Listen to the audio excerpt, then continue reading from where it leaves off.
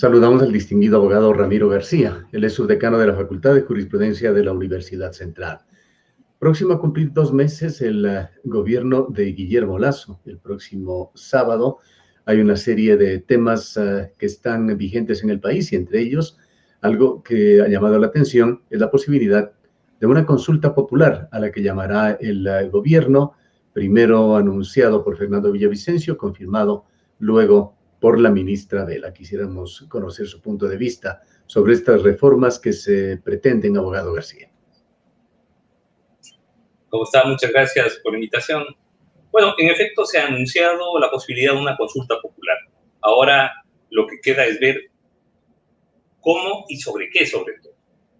Porque hay temas que pueden consultarse y hay otras que no pueden consultarse. Entonces, por ejemplo, el tema de la eliminación del Consejo de Participación Ciudadana, ya la Corte Constitucional ha establecido cuál podría ser el mecanismo de reforma a la Constitución, que no puede ir por una consulta popular, sino que habría que ir por una enmienda a la Constitución que luego sea ratificada a través de un referéndum.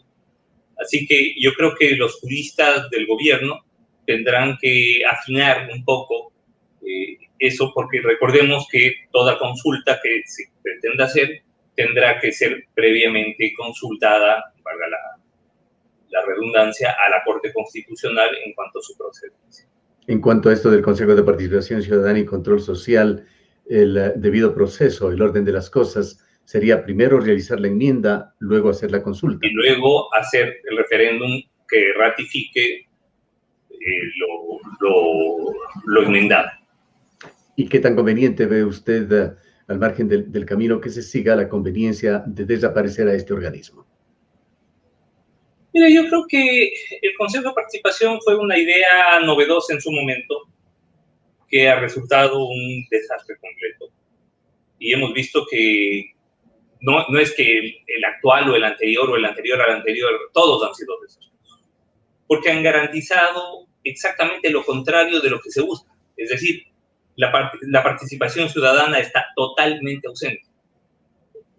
Quienes están ahora, quienes estuvieron antes, Tuárez y compañía, y quienes estuvieron antes de ellos, menos todavía, no nos representan en absoluto para nada. Llegan electos con una votación ínfima y son los encargados de nombrar absolutamente todas las altas dignidades del Estado. Hemos visto que la impregnación política es mayor aún y yo creo que más allá de los cuestionamientos que podamos tener con nuestros órganos legislativos, sin duda el órgano legislativo es el de mayor representación democrática, porque es donde están representadas todas las provincias, todas las tendencias, mayorías y minorías, y yo creo que nos guste o no nos guste, pues este experimento de más de una década de Consejo de Participación Ciudadana hay que considerarlo claramente fallido. Es preferible volver al sistema clásico de democracia occidental, con 3 poderes del Estado. ¿Qué es el que utilizan las democracias mejor estructuradas? ¿Qué es el que utilizan los países con sistemas jurídicos más fuertes? En todos son los órganos legislativos quienes intervienen en la designación de dignidades. Esto de querer generar un órgano extrapoder elegido democráticamente para que sea este órgano el encargado prácticamente en exclusiva de designar a las altas autoridades del Estado, resultó un fracaso completo. Ahora, esto vendría de la mano con otra de las reformas o propuestas que se plantearían en esta consulta popular, que sería transitar hacia la bicameralidad legislativa. Esto de la bicameralidad yo no lo veo, la verdad no lo veo muy claro. La pregunta es, ¿para qué? El tener 2 cámaras en lugar de una, ¿qué nos aporta como sistema democrático? ¿Qué nos aporta como sistema político? Yo, la verdad, no veo la necesidad. Países como Colombia, que tienen 2 cámaras, o España, que tiene una sola cámara, pues funcionan, digamos, su sistema político resulta parecido al nuestro, y yo no veo qué tanto le vaya a aportar el tener dos cámaras en lugar de una al quehacer político del país. Ojo que ya en Además algunos que, periodos históricos lo hemos tenido y me parece que no ha sido conveniente. además que de darse esta reforma no podría ser aplicada de inmediato. Tendría que ser para un próximo periodo legislativo. Aparte de eso, yo creo que habría que enfocar un poquito mejor las reformas constitucionales. Uno de los grandes problemas que tenemos justamente radica en el hiperpresidencialismo que está garantizado en nuestra Constitución. Y ese hiperpresidencialismo hace que el ejercicio del cargo de presidente se preste a una serie de excesos, por decirlo de alguna manera, que hace que quien sea presidente actúa como algo más que presidente. Un grupo de profesores de la Universidad de Salamanca, con mucho acierto, escribieron un libro que se llama Presidentes y algo más. Y en este libro de Presidentes y algo más, justamente analizan las diferentes experiencias latinoamericanas en cuanto al presidencialismo que tenemos en nuestros países. Y claro, llegan a la conclusión de que nosotros no elegimos presidente, elegimos algo más. Es decir, un presidente no debería tener todas las facultades que nosotros le concedemos en nuestra Constitución, porque ya se transforma en algo más que presidente. En algunos casos, en un dictador, un autócrata, y cada tanto nos quejamos, porque además, 4 años de lo mismo, cada tanto nos quejamos de los mandatarios que tenemos porque resulta que su ejercicio de poder se nos hace y se nos antoja abusivo, y más allá de los rasgos de personalidad de cada uno de los mandatarios que hemos tenido, pues evidentemente el ámbito es tan amplio que se presta a menos controles, a controles más difusos de actuación, y eso hace que termine conspirando contra la propia estabilidad de los mismos presidentes que ejercen la del cargo. Hay también de por medio una permanente inconformidad de los seres humanos en general.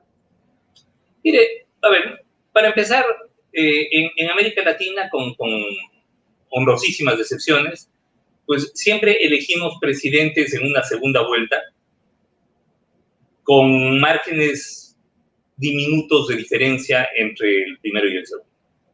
Eso nos pasó en la elección entre Lenín Moreno y Guillermo Lasso, que fue tan cuestionada y cuestionable.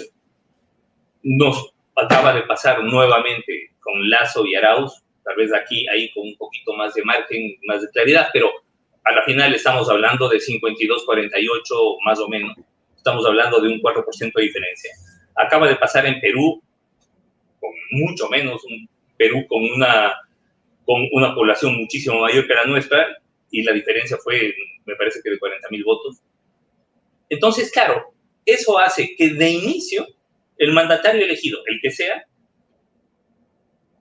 muy fuertemente cuestionado en cuanto a su legitimidad democrática.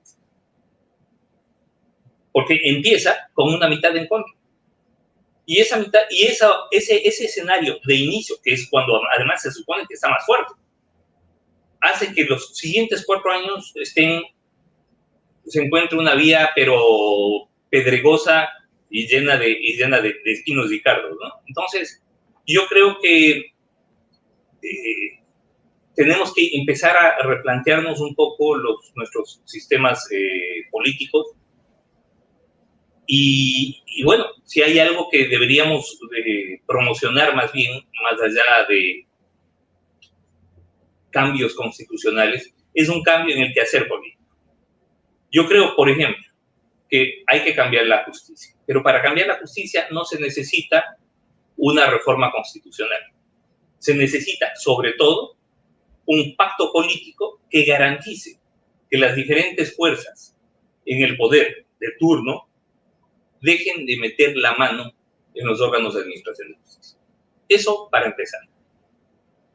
Vamos a volver más adelante con el tema de la justicia, pero agotemos este de la consulta popular. El tercer punto que se habría planteado en la conversación previa sobre la consulta entre Fernando Villavicencio y el presidente es el de consultar al pueblo una prohibición a las instalaciones mineras, a la minería metálica en fuentes de recarga o en zonas de recarga hídrica.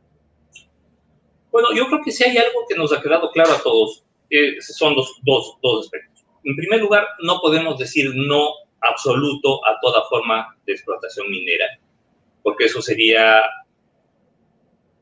inviable. Yo creo que no hay país, por rico que sea, que pueda abstraerse y abstenerse de explotar sus recursos mineros.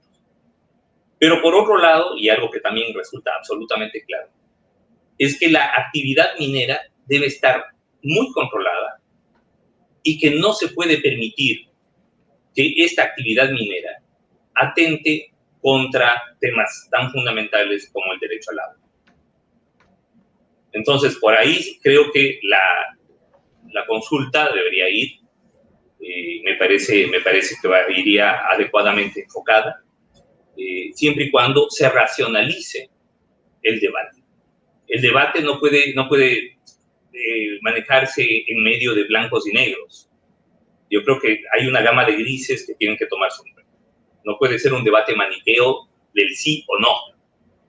Creo que tiene que ser un debate amplio, propositivo, en el que se tomen en cuenta las diferentes posiciones y sobre todo las necesidades de recursos del país por una parte y la urgente necesidad de protección de nuestros recursos hídricos y de las formas de vida de nuestros pueblos por otro.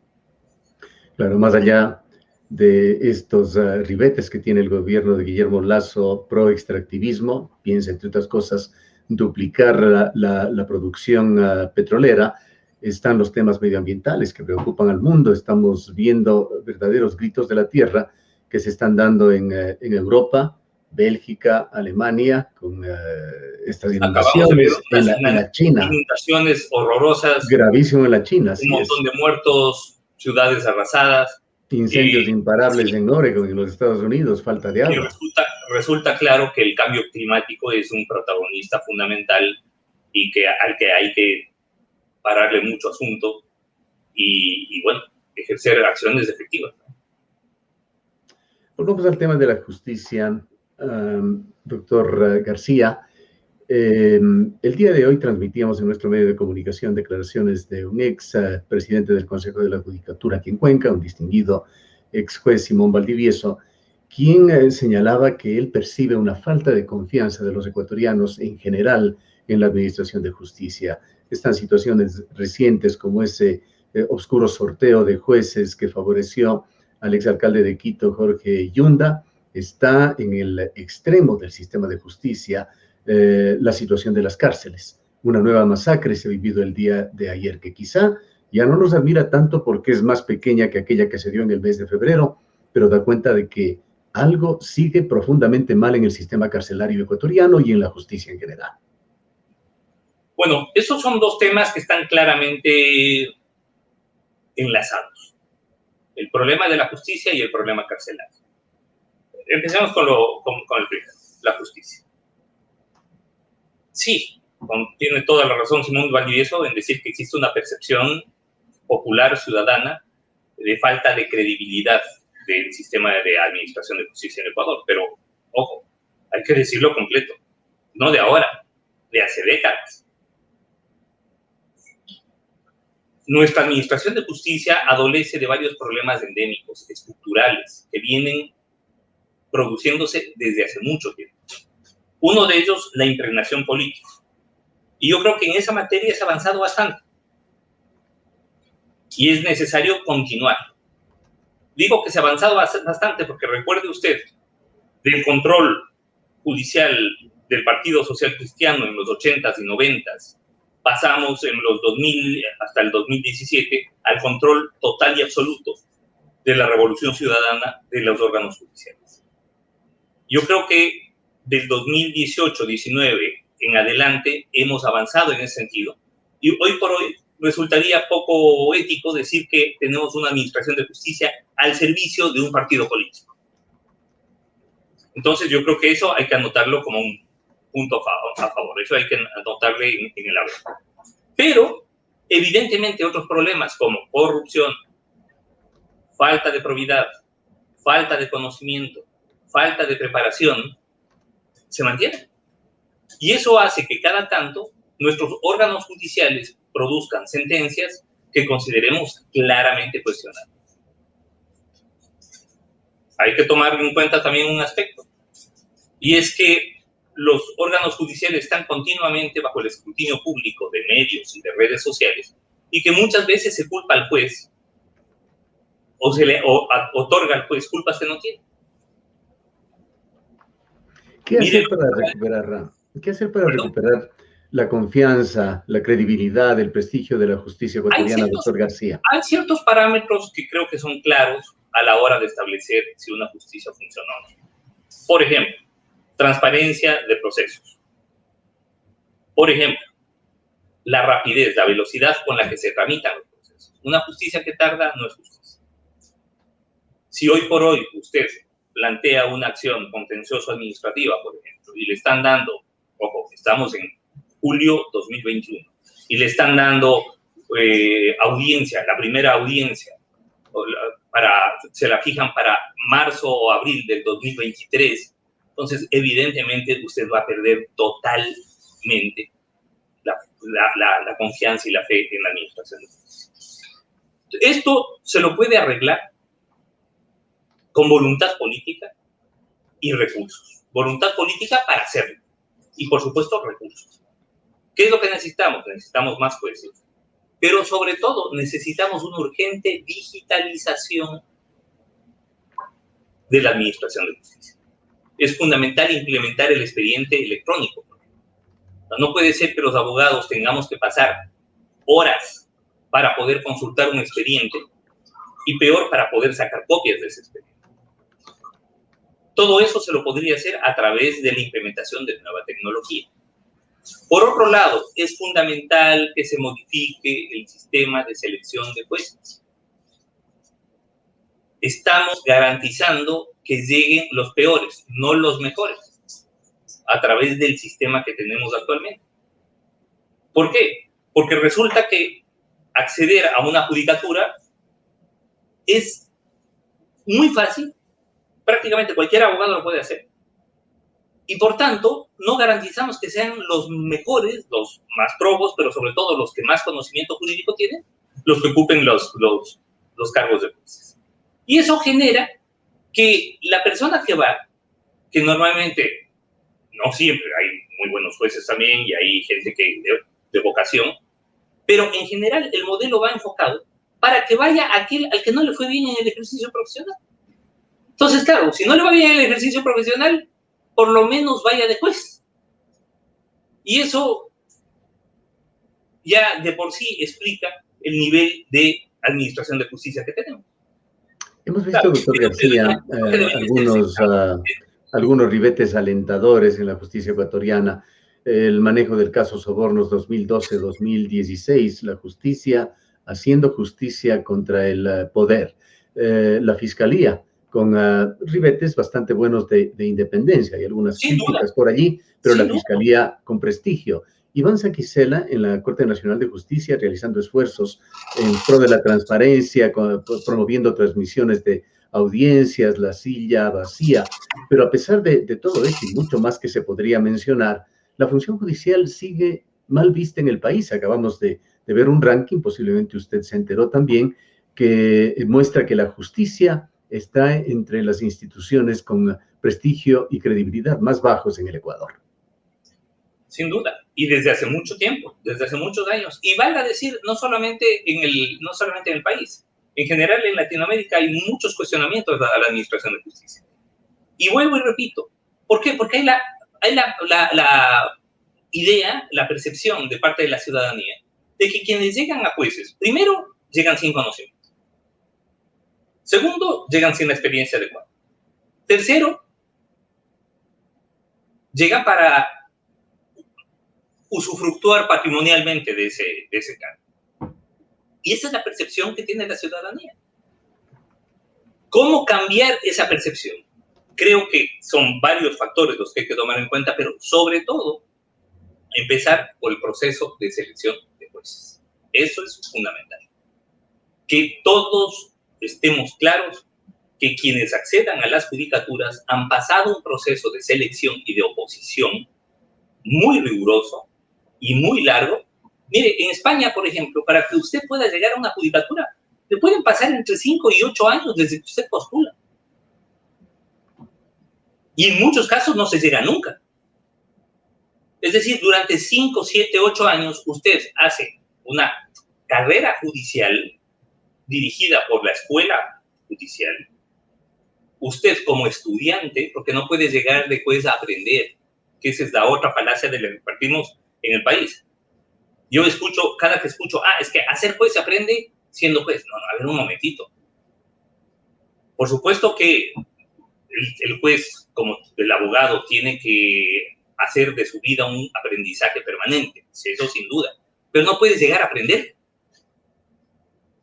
Porque hasta que aprenda a fallar adecuadamente, ya se ha comido la vida y los destinos de un montón de personas que han sido partes procesales en los casos que por desgracia le ha tocado analizar y resolver.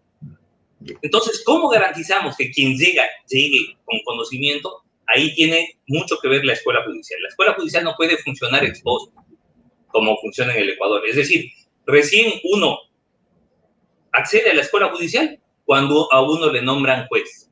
La escuela judicial tiene que funcionar ex ante. Se tiene que hacer un pool de opositores, de aspirantes a jueces, y someterles a un proceso de formación continua, largo. Y en la medida en que va pasando el tiempo y las oposiciones y que se vaya seleccionando, van quedando los mejores. Y esos mejores son los que llegan a jueces. Okay. Pero el si tiempo se nos agota, doctor García.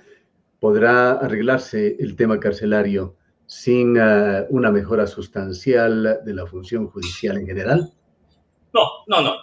El tema carcelario tiene mucho que ver con la justicia. Mientras no tengamos una administración de justicia adecuada, el sistema carcelario va a seguir siendo un foco de conflicto. Aparte que de suyo y por sus propios medios, digamos, el sistema carcelario, por sus propias características, ya presenta ciertos factores de conflictividad. Hoy por hoy, por ejemplo, tenemos un hacinamiento, un nivel de población carcelaria de alrededor del 50 y pico % superior a la capacidad de nuestras cárceles. Lo que quiere decir que donde deben entrar 20, hay 35. Bien. Gracias, doctor García. En una convivencia que normalmente es violenta, el momento en que usted le añade el factor hacinamiento, eso va a ser mucho más violento todavía. Y con esto termino. Y otra cosa que estamos viendo, y que en eso radica en mucho la violencia carcelaria de la que estamos siendo testigos, es que ya somos parte de la guerra del narcotráfico. Lo que está pasando adentro es una guerra de carteles. Carteles que han abierto corresponsalías en el Ecuador. El cartel de Sinaloa se ha aliado a un grupo delictivo ecuatoriano, el cartel de Jalisco Nueva Generación, me parece que se llama, se ha aliado a otro grupo y ahora están disputándose la plaza. ¿Y cómo se disputa la plaza? Cortándose la cabeza en las cárceles a machetazos. Gracias, doctor García. El doctor Ramiro García es subdecano de la Facultad de Jurisprudencia de la Universidad Central. Nos vamos a una breve pausa.